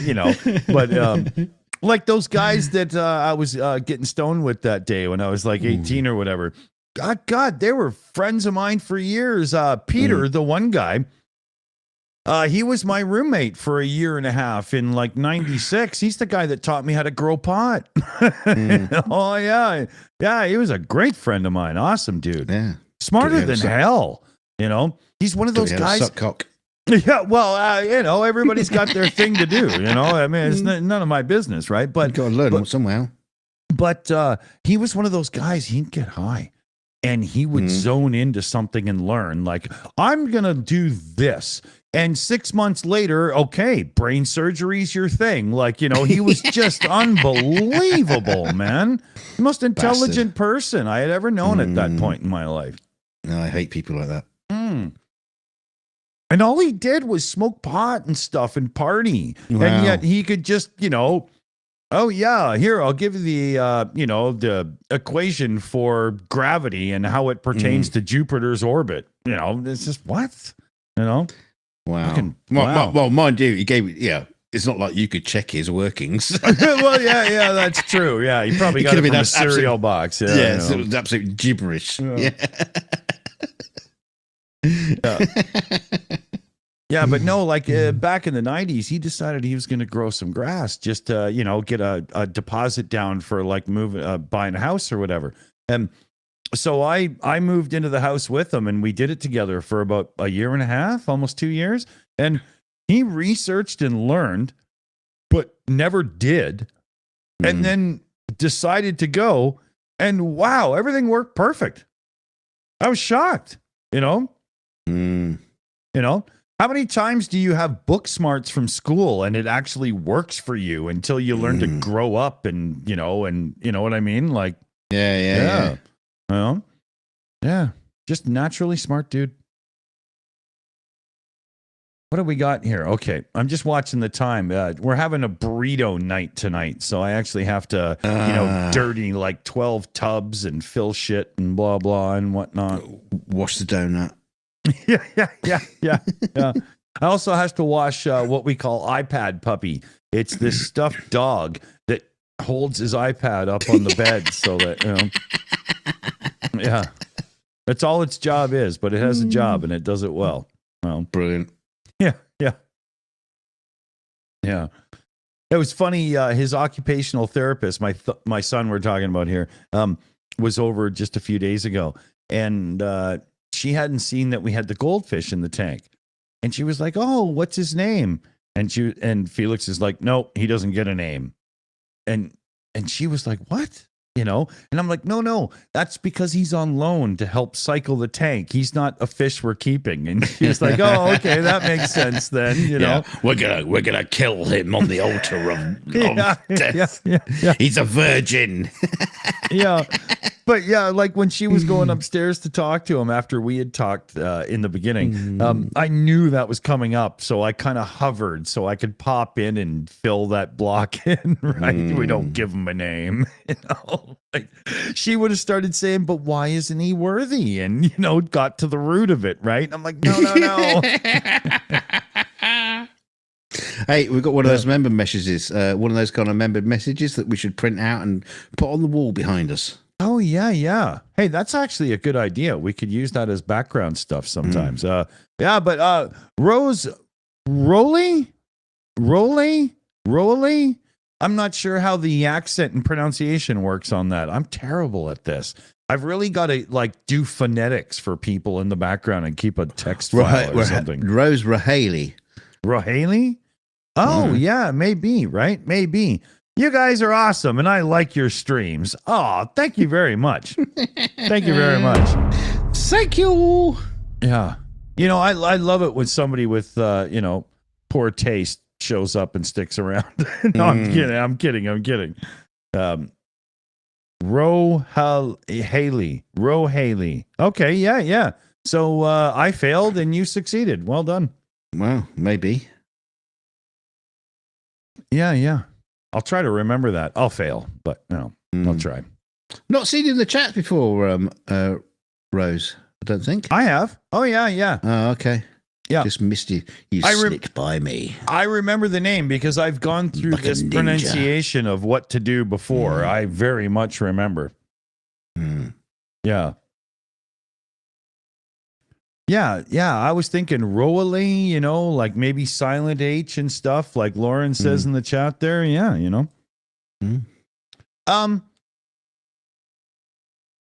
There's in the States there was a real cold blast. We had it too in Canada and whatnot. And in Chicago, they had a thing going on where electric cars were piling up at charge stations and the charge stations weren't working and nobody could charge their cars. And it really brought up the argument again. Is the infrastructure truly ready for a mandated in the next 10 years electric car future? Right? That's I mean, there was people that literally couldn't use their car. Yeah, that wasn't good. Not good sign at all. I mean, there, like, up in Canada here, a lot of our cars come with an electrical plug underneath the hood. It's a block heater, and we can plug our cars in at night because it gets damn cold in some places in Canada, and you literally have to keep the fluids warm so that you can start your car in the morning. Yeah. Electric cars and stuff don't have this. And some of the electric cars have this thing where you can put it into fast charge mode, and it uses the cooling system and whatnot to warm up the battery to get it ready to accept massive charge.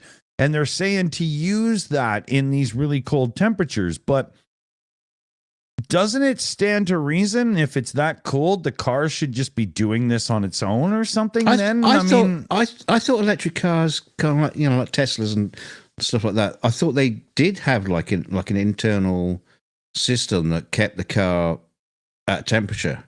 Yeah, I thought that actually existed. Yeah, I don't think unless it's a subscription that people didn't sign up for. Well, maybe once the battery's flat, you're screwed, right? That's it. Subscription. Yeah. Stephen Walsh in the member message there as well. Member for a year now too. You guys Captain are Walsh. Yeah, exactly. All for poor taste. We try really hard to get down in the gutter. Yeah, there's that line you're supposed to not cross, and we make sure that when we look behind us, you can't see it anymore. Yeah, I was gonna say we're so far over the line, we don't even know where the line is. It's like looking back from Saturn and trying to see the Earth. Yeah. But yeah, we love you, Stephen. Very much so. The crowd says, will a Tesla still burn with a dead battery? Oh, let's try it.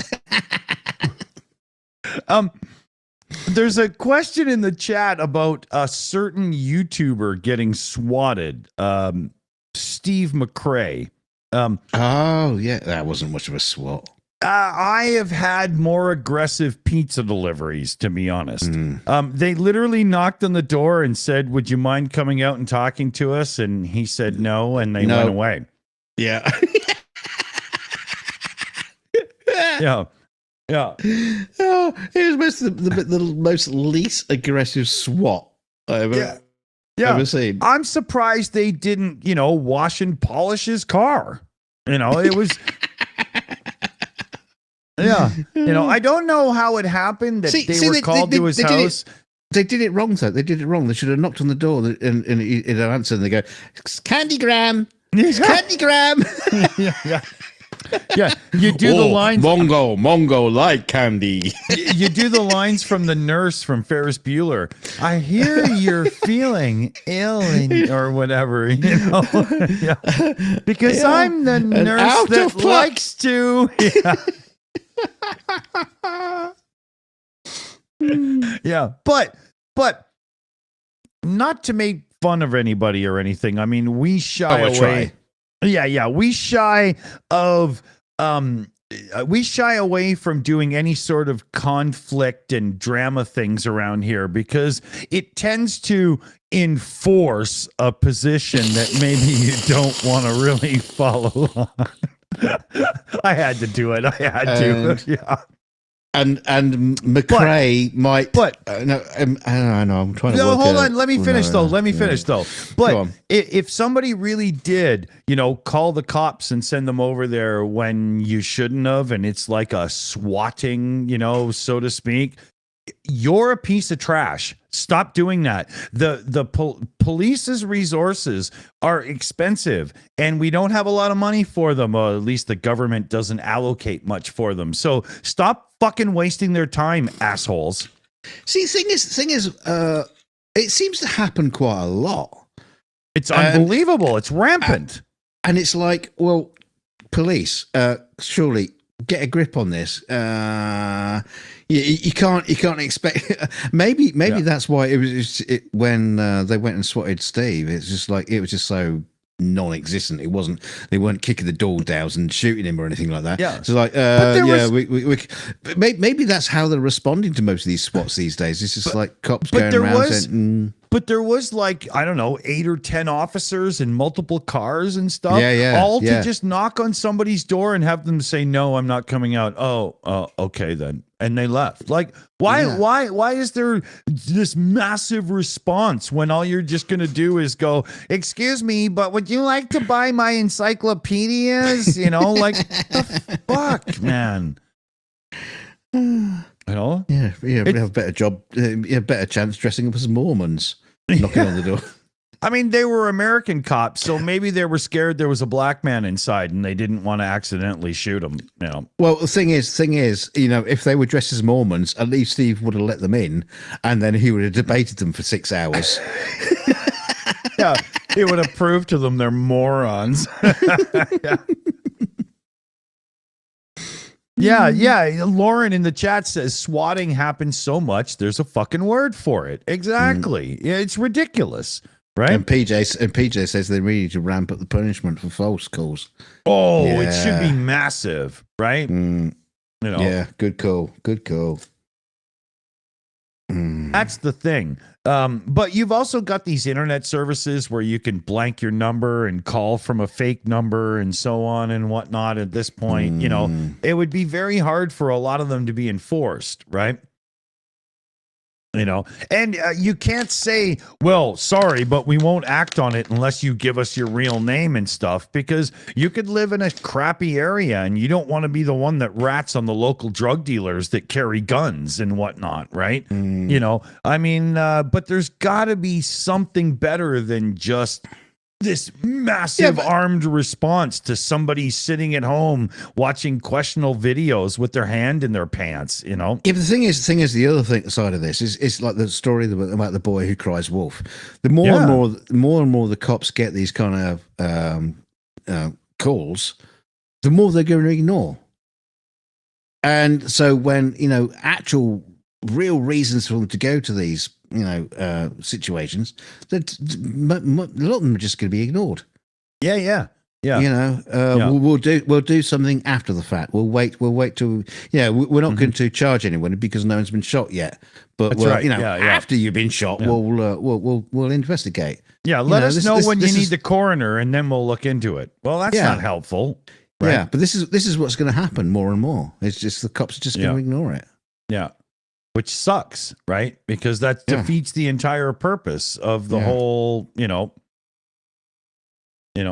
But we've got people who call 911 because they were served like a cold cheeseburger or it had ketchup on broke it. Broke their nail. Yeah, you know. Yeah. We've got people who are too stupid to have children, raising 5 of them. Yeah. Idiocracy all over again. You know. That it's you know, and this is how like the extreme right of, you know, you're so and so or whatever, no matter what, and you know, you'll never take my gun until you kill me kind of behavior. Like it's not genetic. This is taught, right? You know, it should be a thing that we, you know, with dumb people or dumb couples should be allowed to have the woman fuck a smart guy. And so at least that way their children are more likely to be intelligent enough to get out of the trailer park. Exactly. And go work for NASA. Excuse me, ma'am, but would you like to live off your children? Well, then you're going to have to sleep with this man. Yeah. Hello, I'm smart. Yeah. Oh, Jesus. Yeah. Yeah, but it makes sense. It makes much more sense. Yeah. But then you get into these dystopian science fiction ideas and whatnot, right? You know, yeah, like a trailer park full of smart children, like the Midwich Cuckoos, all these like alien type kids who are like ultra smart, but they all live in a trailer park, and they build their own spaceship out of junk that they find. Yeah, and take over the planet. Yeah. That's a Yeah, good story, though. or you know, power it by steam and try to prove the flat Earth. That fucking guy. That joke never gets old. Sorry, you know, it might be morbid, but that's just stupid. You know. What do we got here? Oh, we're really close to 2 hours. Oh my lordy. Yeah. We've been talking crap for 2 hours. Yeah. Is that all? Yeah. we can go on for all night. It happens quick. It happens, you know, it's definitely not fueled by alcohol or anything else around here. Yeah. We preach sobriety. Yes. Yeah, we're all very good children here. Can't wait for this show to be over so I can crack open the bottle of Southern Comfort. Well, but, I've been drinking Budweiser Zero, the non-alcoholic one, but I put 2 shots of whiskey in it. So zero taste. yeah, it's like having scotch and water, you know. Yeah. We got it. Well, it's like having water and water.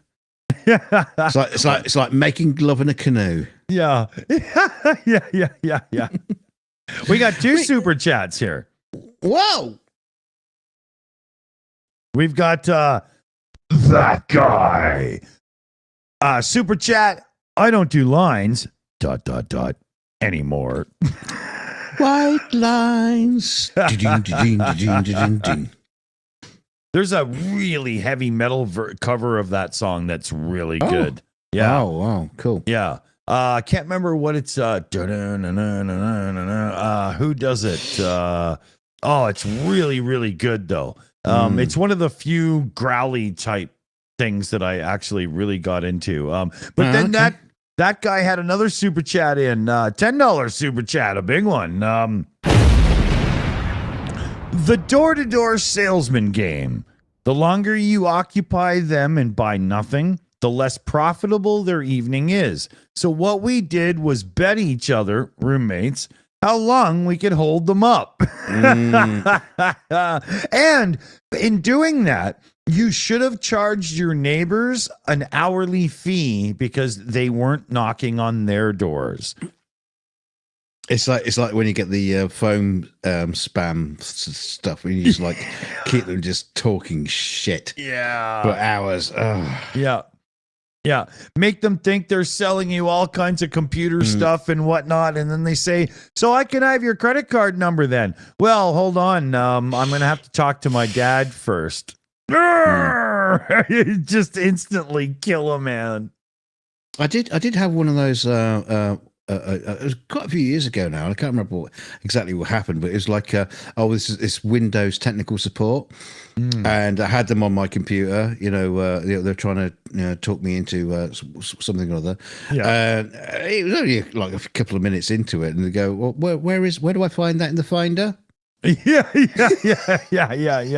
Oh, sir, but no, I'm my computer has an Apple, in the plastic, Windows tech support. Yeah. We haven't got a fucking Windows machine in the house. Well, that doesn't count. So let's do some thanks here. We've got our team to thank. CF Beauty runs the team. She's in the live chat as the Shills. Everybody knows, right? So give her some big thanks. We got Shayna Caldwell, Skid Scratcher, PJ CNet, Renee and me, The Kraut, and a big new welcome to Something Blonde, who is now one of our moderators and be helping with the research team and so on and so forth. Yeah. And, sorry, we got BME in the chat as well on the moderator team. And we've also got Maya Atkinson and David Worley, fellow shill, in the chat. So I think Maya's left now. She's got something better to do. Oh, well, she's got it's Sunday. So she's got Bad Science Sunday coming up. We should drop the link to that. Yeah, I don't have it on me, but I bet one of our moderators can find it. You can find it. You can find it. No, it just can't be done right now. So what do you think here? Should we leave with good consumer advice, or should we leave we could try. Well, or we could leave with, a tip on how to make your life better. I hope you're not asking for me to fill in any of those because I can't think of anything to make you feel like better. Just watch the Shills. Yeah, there you go. Right? Show up again, and your life will be better. I don't see many likey poos on our show. I've only got 14 likes so far. Oh, you could probably have to refresh. You're doing that YouTube stall thing. It's got to be higher than that. Nah. But hit that thumb button anyway. Hit the share button. It's a really great thing. When YouTube sees that you shared us out on other social media and brought somebody over to see it, they like that. They think we're real cool then. So that's a big help. Yes. Yes, please. Yes, please. So when you're especially if you like us, if you love us. If you don't love us, then don't do anything. But if you love us, share it and tell everybody. Yeah, don't share us out and say it was like, a crappy evening and it sucked. Never mind with that. Yeah, just shut up. Yeah, you're just an angry drunk and you should probably keep it to yourself. Or be on the show. Well, that's another option, but probably kept for later. But, so let's say you're grocery shopping and you have two options. One of them is lobster. The other is broccoli. You've got to make good choices in life. If they're the same price, go for the broccoli because nobody sells lobster that cheap. Don't be stupid, right? It's the same with grocery store sushi. Never buy it on Monday because there was no delivery on Sunday. Don't do that. Right? Also, broccoli, you can't keep it as a pet afterwards. So that's true. That white fuzzy shit that grows on top isn't its hair. Don't do that. And remember, your fish tank is not something that you should use as a snack food. Or keep 5'10" bronzed Russian ladies in. That's apparently. right. That's right. Apparently, I've not tried it myself. Yeah, but, yeah. Maybe you could make a nice, comfy place in your closet, but not the fish. That's not going to work. Or the cellar. Yeah, exactly. Where you keep all your other prostitutes. Yeah. Yeah. If their bed is beside the potato pile, probably not up to, do better. And remember, if you've ever had coffee filtered through the underwear of a Mexican farmer, you'll never forget. You're rich. Juan Valdez is not your friend. Yeah, you're a real specialist coffee connoisseur if you're doing that. Oh, yeah. Yeah, the skid mark does not make the flavor stronger. Roast on that. And keep your stick on the ice. Good night, fellow babies. Good night. Stay chilly, everybody. Bye-bye. Boom.